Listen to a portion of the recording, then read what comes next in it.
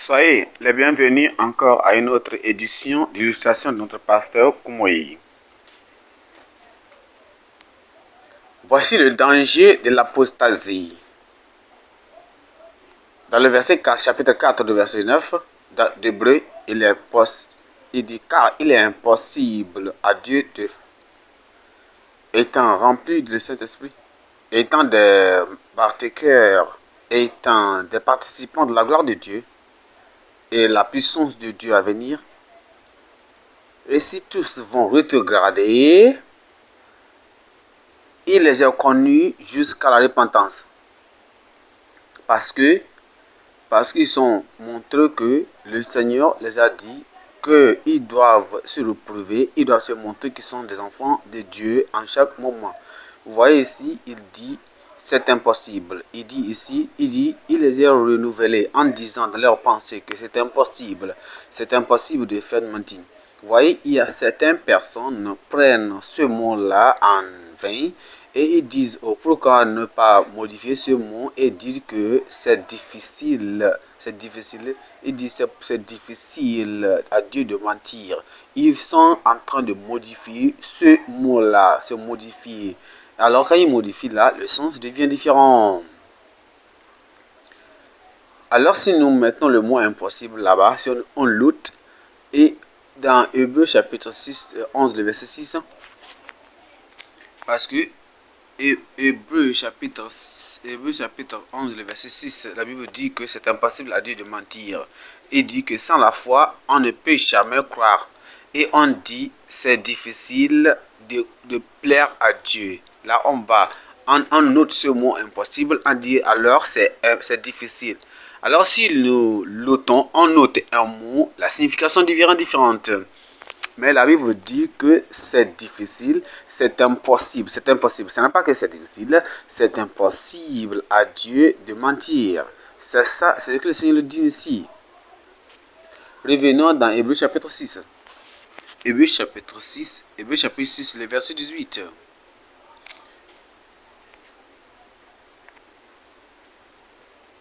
Il dit que c'est impossible, que le Seigneur dit que c'est impossible, c'est impossible. Et tout ce que si nous changeons le mot impossible, on ne peut pas avoir. Alors, il dit que c'est vraiment, la Bible dit que c'est impossible. S'il dit que c'est impossible, parce qu'il dit à qui avait été dit, à Isaac sera nommé par Dieu. Et il dit que c'est pauvre, il dit c'est impossible. Alors s'il dit impossible, ce n'est pas dit que c'est difficile. Difficile, ça donne une différence. Or, une différente comment? Il dit car il est impossible que ceux qui ont été une fois éclairés, qui ont le don céleste. On ne peut pas dire que c'est difficile, non. Le mot, si nous ôtons Hébreu chapitre 4, le verset 6, on dit parce qu'il était réservé pour ce qui est entré et à qui d'abord la promesse a été faite d'entrer à cause de leur obéissance. Alors, et Dieu a fixé de nouveau un jour Dieu en disant dans David si longtemps après, comme il a dit plus longtemps pour eux. Aujourd'hui, si vous entendez sa voix, n'endurcissez pas vos cœurs, car si Josué leur eût donné le repos, il ne parlera pas encore cela d'un autre jour. Car il y a donc un repos de sabbat réservé au peuple de Dieu. Voyez ici, le Seigneur nous dit ici que le mot, le jour de restauration des gens qui sont dans l'apostasie, des gens qui s'opposent, des gens qui se trouvent dans l'apostat, des gens qui sont des imposteurs, et il dit, ils peuvent revenir. Ces personnes, ces retards peuvent revenir. Mais David s'est repenti, il est revenu. Et Dieu a réprimandé Moïse parce qu'il a frappé le rocher 3 fois. Dieu il a repenti, Dieu l'a pardonné. Ouais. Quand il a repenti, Pierre aussi il est retombé, il a menti. Et quand il est revenu avec le Seigneur, il a pleuré, il a dit Seigneur, je me répands. Le Seigneur lui a restauré. C'est ça ce que nous devons faire. Rien et reste ça. Regardez cet enfant prodige qui est parti dans un pays lointain. Il est parti dans un pays lointain quand il a vraiment vu ses défauts. Il a prié au Seigneur, à son père, il est revenu. Et qu'est-ce qui s'est passé? Le Seigneur lui a pardonné. Mais si quelqu'un va au-delà de la rétrogradation, quelqu'un va au-delà, au moment de la apostasie, il ne revient plus. Alors, la restauration est tellement difficile. Cette personne est partie, elle est tellement perdue. Et si pour revenir, c'est tellement difficile. Les gens, les gens, les gens, les gens qui font certains péchés, ils font certains péchés, ils disent que alors ces péchés ne se reconnaissent pas ce qu'ils font, c'est mauvais, alors ils ne reviennent pas à leur repentance. Comment peuvent-ils avoir la repentance? Ils ne peuvent pas avoir la repentance. Et ils doivent avoir la repentance. Mais c'est en venant dans la repentance que vous avez cette repentance.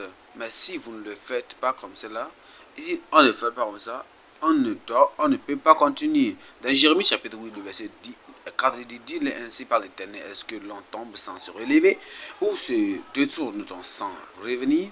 Le Seigneur se repent, il dit, revenez. Il dit, est-ce que tu vas tomber et tu vas te relever? Est-ce que tu vas se détacher du Seigneur et tu vas revenir? Dans le verset 5, il dit encore quelque chose qui est tellement important ici. Lisons-le. Il dit, pourquoi donc ce peuple de Jérusalem s'abandonne-t-il à de perpétuels égarements et il persiste dans la tempérée, il refuse de se convertir? Voici ces personnes-là, ils regardaient, ils faisaient de la regardation une attitude perpétuelle. Il dit, voici ceci-là, il dit, ils ont fait des péchés, ils retournent, ils refusent de revenir au Seigneur. C'est le danger ça. À cette personne qui s'est tombée dans le péché, à cette personne, la personne dit, je suis tombé amoureux de ce péché, j'aime ce péché-là, et il commence à défendre ce péché, il commence à se réjouir dans ce péché, il commence à recommander ce péché-là, il commence à dire, oh moi je m'en fous des conséquences qui en suivront. Il fait de cette regardation une place à demeurer et un lieu de demeurance. Et il dit, je me réjouis dans cet état. Et il soutient ce péché, il soutient cette mauvaise chose qu'il est en train de faire. Il voit cela comme une chose bonne et il apprécie cela. Il refuse de revenir, il refuse de fermer la porte. Il ferme la porte de ce péché. Alors il ferme la porte du salut sur lui. Il dit, je ne vais pas ouvrir la porte pour aller dans le salut. C'est ce qui est le danger de l'apostasie. Dans le verset 1. Il dit il y a les faux prophètes parmi vous. Il y a aussi des faux enseignants parmi vous qui vous enseignent des erreurs. Et ils amènent sur eux les destructions aussi à ceux qui leur écoutent aussi. C'est ce qu'ils font. Ces persécuteurs et ces perdus, ces apostasies, c'est le travail de ces apostasies. Ils ne parlent pas des gens qui sont faibles, qui ont été mentis, qui ont été trompés. Non, ils ne parlent pas de ces personnes. Ils ne parlent pas des gens qui sont intelligents, mais ils ne connaissent pas la parole de Dieu. Et en ce moment, ces faux prophètes là viennent vers eux et ils les trompent, ils les déçoivent. Et il a fait détourner de la voie normale. Ce n'est pas les gens qui sont tellement surpris à leur connaissance. Ils ne savent pas ce qu'ils sont en train de faire. Et leur cette tromperie vient vers eux. Mais il n'a qu'à savoir que c'est ce qui vient vers eux. Et le Seigneur dit, soutiens-toi. Vous voyez, mais ils mettent les chrétiens, ces personnes, ils connaissent la parole de Dieu. Ils connaissent la vérité. Nous parlons d'apostasie, ce sont des personnes qui connaissent la parole de Dieu. Ce sont des personnes qui ont goûté de la bonté de Dieu. Ce sont des personnes qui ont œuvré pour Dieu pour une fois. Ce sont des personnes qui ont été goûtées de la bonté de Dieu, de la foi de Dieu, et ils ont renié cette foi-là, ils ont renié cette bonté, ils ont été rachetés par le sang de l'agneau de Jésus, et après cela, ils ont retrouvé, et ils ont dit maintenant, ils commencent à dire, nous ne croyons plus encore à la rédemption, nous ne croyons plus encore au plus rédemptif, nous ne croyons plus à cette œuvre que le Seigneur a fait à notre côté pour nous pouvoir nous réduire de ce péché, pour pouvoir nous sauver. Et ils ne croient plus encore à cette activité salvatrice du Seigneur Jésus-Christ. Ils ne croient plus, ils retournent à leur vomi et ils font du péché et ils se réjouissent en ce péché. C'est de cela que nous parlons. Ce sont des apostats, ce sont des imposteurs, ce sont l'apostasie de ce qu'ils pratiquent. Alors si, et ces personnes, dans Matthieu 12, 31,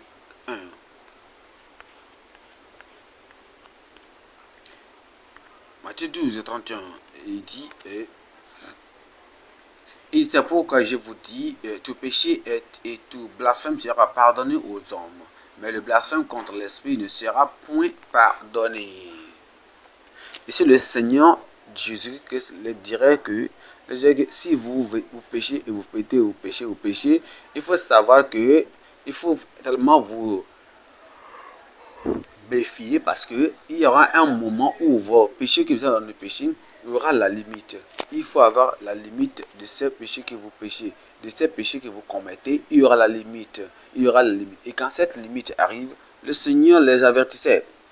Il dit, quand vous péchez et vous revenez au Seigneur, il sera pardonné. Et vous tombez et vous revenez au Seigneur et vous pardonne. Et vous mentez, vous trompez, vous faites des erreurs, vous critiquez, vous faites des choses, tout ce que vous faites et vous revenez au Seigneur, le Seigneur vous pardonne. Il vous pardonne ses péchés. Mais il dit, tenez-vous droit, méfiez-vous, et vous avertisse. Parce que vous êtes en train de prendre le bâton, vous êtes en train de s'amuser avec la chaîne du péché, vous êtes en train de s'amuser avec le bâton du péché, vous êtes en train de s'amuser avec cette fouet, ce fouet du péché, parce que ce fouet-là peut devenir tellement dangereux et ça peut vous couper complètement ou bien fermer la porte de salut envers vous. Et vous ne pourrez y encore entrer par la porte étroite. Parce que le Seigneur dira, c'est l'être limite. Vous voyez? Et il dit, le verset 32, il dit, quiconque parlera contre le Fils de l'homme, il lui sera pardonné, mais quiconque parlera contre le Saint-Esprit, il ne lui sera pardonné. Il ne lui sera pardonné. Il ne sera pardonné ni dans le siècle et dans le siècle à venir. Vous voyez, c'est ce qu'on appelle cette apostasie. Qu'est-ce qui il y a quelque chose qu'ils font, les choses qu'ils font, et ça ne leur permet pas de revenir au Seigneur encore pour le pardon. Revenons dans Hébreu 6, le verset 6.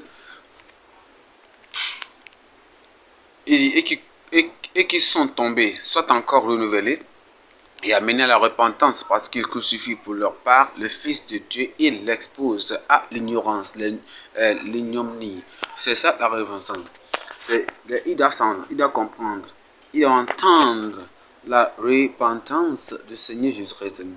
Et parce que Jésus-Christ est parti dans le ciel, c'est le calvaire, il a dit, Père Céleste, je te remercie, parce que je sais, il dit, je suis en train de souffrir, je suis en train d'être dans cette agonie, cette peine, parce que je sais que je vais sauver ces personnes de leur péché.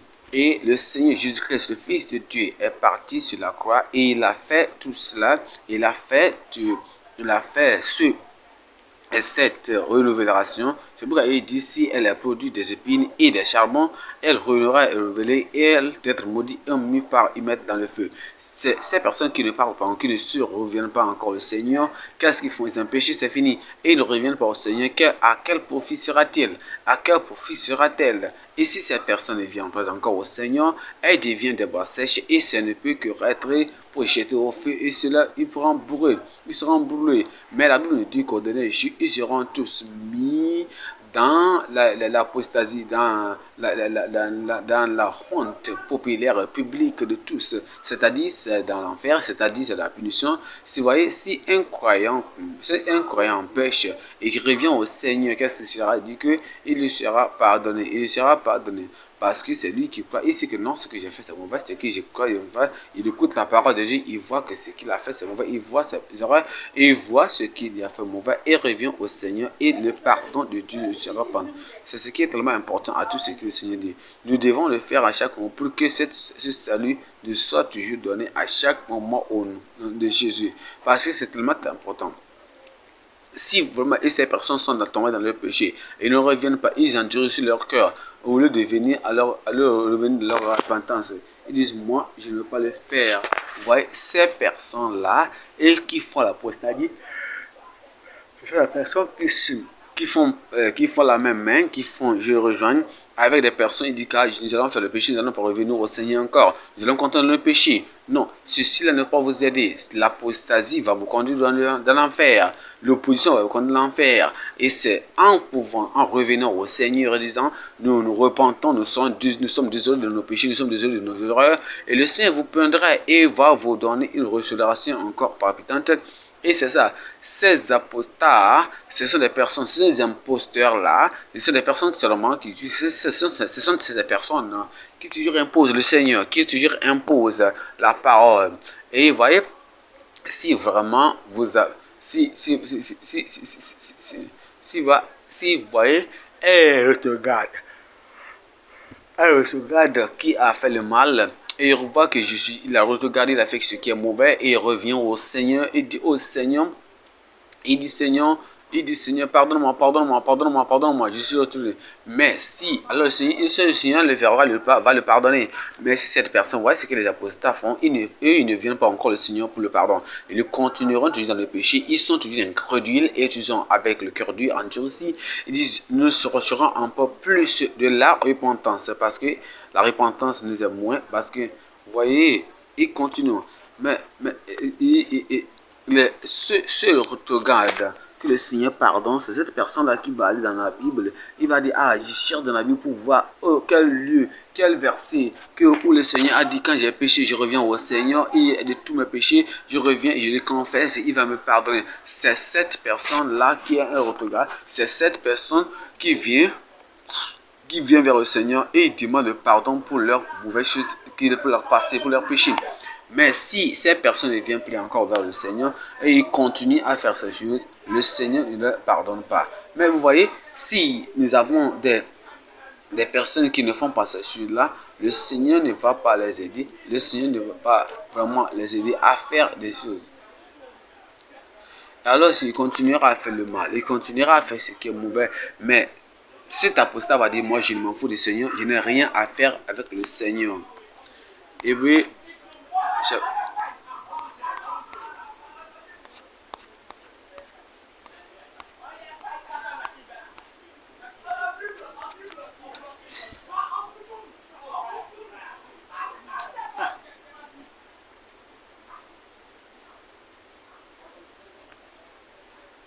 et le Seigneur dit, c'est ce qu'il dit, vous devez marcher avec le Seigneur. Vous voyez l'apostasie ici? C'est cette personne qui est tombée. C'est cette personne qui a rejeté le Seigneur. C'est cette personne que le Seigneur lui a donné la victoire, le passé. Il a fait quelque chose de mauvais. Et il dit, Seigneur, qu'est-ce que tu as fait? Le Seigneur dit, je suis mort à cause de toi, j'ai été crucifié à cause de toi. Et il continue à faire le Seigneur Dieu de son marchepied.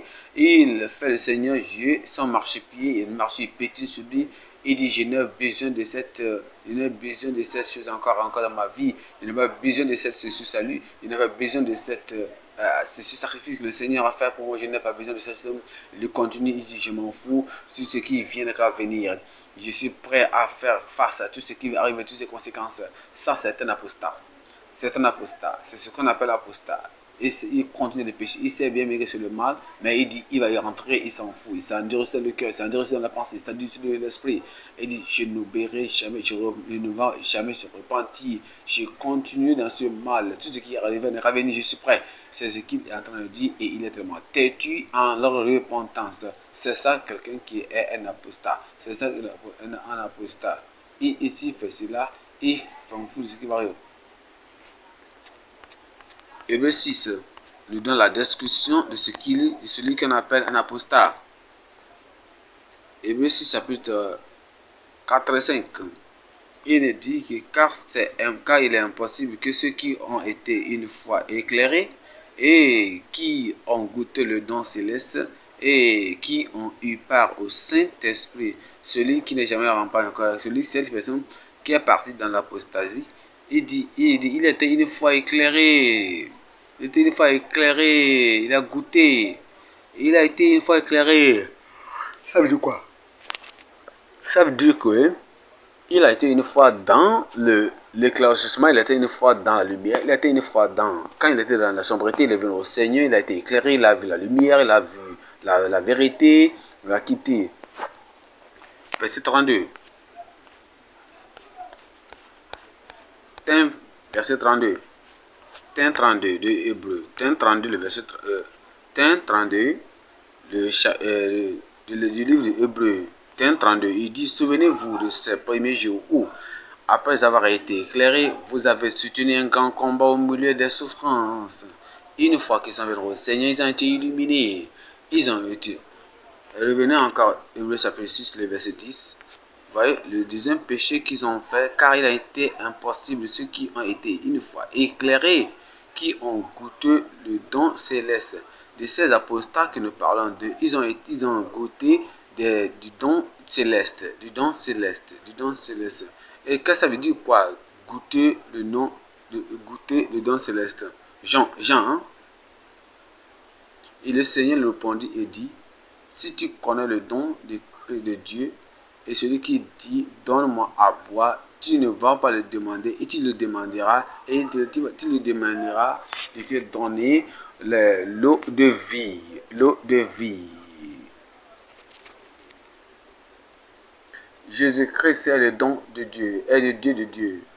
Et l'apostasie que nous parlons, ces personnes, ils ont ils ont été une fois éclairés, deuxièmement, ils ont goûté le don de Dieu. Ils ont goûté le don de Dieu. Troisièmement, Hébreu 6, le verset 4. Il était impossible que ceux qui ont été une fois éclairés et qui ont goûté le don céleste et qui ont eu part au Saint-Esprit, part au Saint-Esprit. C'est tellement important de faire part. Ils ont eu une partie, un partage avec le Saint-Esprit, le bon événement avec le Saint-Esprit. Et ces choses-là qu'ils ont reçues au les 4 bédas, le verset 5. Le verset 5 qui est, ils ont goûté la bonne parole de Dieu. Si tu vois ces apostats que nous parlons là, ils ont goûté la parole de Dieu. Et cette parole de Dieu a été tellement douce dans leur bouche, dans les gorges. Était tellement douce. Ils ont goûté la parole de Dieu, ils ont lu la parole de Dieu. Ils ont aimé la parole de Dieu. Et ils faisaient la révolution matinale. Ils lisaient la parole, ils allaient à l'église, ils écoutaient la parole de Dieu. Ils allaient à l'église toujours. Ils voulaient toujours écouter de la parole de Dieu. Ils devaient toujours continuer à écouter la parole de Dieu. Ils continuaient toujours à écouter la parole de Dieu. Et Psaume 101, Psaume 109. David a dit, ta parole est toujours douce dans mon corps et dans mon oreille, dans mes yeux. Voilà comment comment ils ont senti quand ils écoutent la parole de Dieu avant. C'était comme du miel, c'était comme de bonnes choses. Et en seulement quand ils ont goûté des bonnes œuvres du Seigneur. Ils ont goûté des bonnes choses du Seigneur. Dans Hébreu 6, le verset 5, maintenant ici, Hébreu 6, le verset 5, il dit qu'ils ont goûté la bonne parole de Dieu. Et aussi, ils ont fait comment? Ils ont fait comment? La puissance du siècle à venir. Non seulement ils ont été en communion avec le Seigneur, ils ont même goûté la bonne chose. Vous voyez, il dit premièrement, ils ont été une fois éclairés, deuxièmement, ils ont goûté le don de Dieu, et troisièmement, ils ont pris part au Saint-Esprit, et quatrièmement, ils ont goûté la bonne parole de Dieu, et cinquièmement, les puissances du siècle à venir. Ils ont goûté la parole de Dieu. Ils ont été une fois éclairés, ils ont goûté le don du céleste, ils ont eu part au Saint-Esprit, ils ont goûté la bonne parole de Dieu. Mais ils ont goûté aussi la bonne puissance du siècle à venir, la puissance du Saint-Esprit. Et après cela, non seulement ça, ils ont maintenant tombé hors. Ils sont tombés hors. Après avoir tombé, ils sont devenus maintenant blasphémeurs et ils sont devenus rebellieux. Et maintenant, les choses qui étaient possibles à eux, maintenant sont devenues impossibles dans leur vie parce qu'ils ne sont plus encore vers le Seigneur et voient les choses toutes autour d'eux être comme impossible. Je sais que vous êtes bénis par cette illustration du pasteur Koumoyi. S'il vous plaît, ne laissez pas cette illustration mourir dans vos mains. Partagez-les aux autres personnes pour qu'ils soient aussi bénis. Merci, que le Seigneur vous bénisse. Que se reçoit dans ce moment prochain pour une autre illustration. Soyez bénis au nom de Jésus.